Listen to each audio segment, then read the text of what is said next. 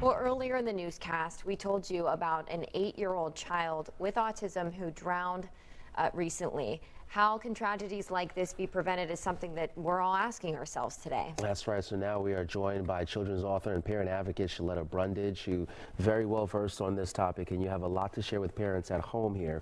And we heard that the summertime, kids with autism are attracted to water. What can families do to keep their children safe around this time of year? It is really sad. My heart goes out to this family because it touched my soul. What people who don't have children with autism fail to understand is they are quick and we are slow. Yeah. And they are attracted to water. It is something about the sensory, the shape of it. They don't realize it is a liquid. It is not a solid.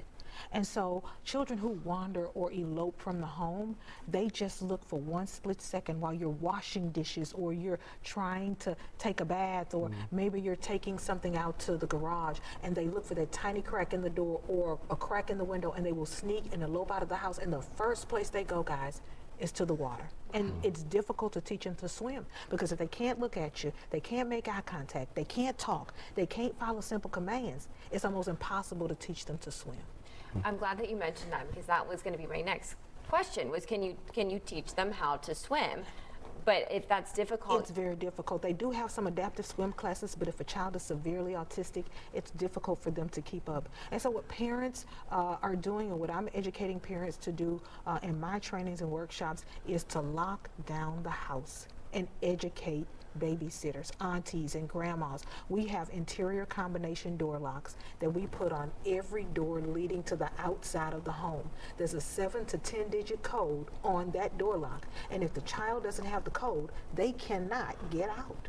We also have Xfinity home security, so that every time a child opens a door, there's a chirp or an alarm on that door.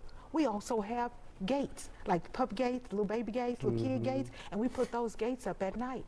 There are several layers of protection. We have the hotel locks at the top of the door. So if I'm sleeping and I get ready to lay down and I hear a chirp or a gate trip over, or I hear somebody trying to get out with the combination code and they can't figure it out, then that'll wake me up and alert me to what's going on. But I'm here to tell you, if I'm in the restroom and my child gets out, by the time I pull my pants up, wash my hands, and go out of the door, I don't know which way they went. And that is a parent's greatest nightmare who has a child with autism who wanders, because the first place they go is to that water, and 9 times out of 10, they cannot swim.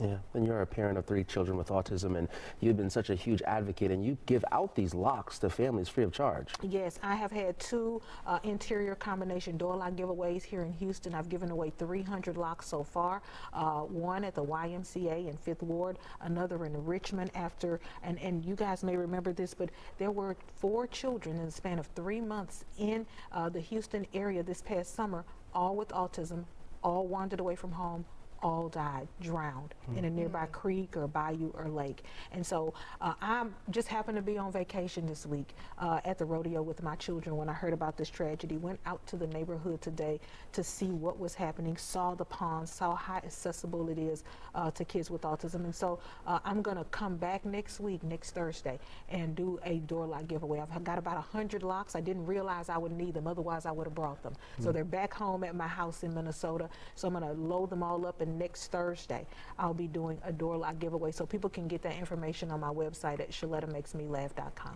Well, Sheletta, you make our hearts smile. Thank you so much for all of the work that you're doing. Really Thank you. You're such a beautiful person. You light up the whole studio when you walk in. Thanks for sharing your message.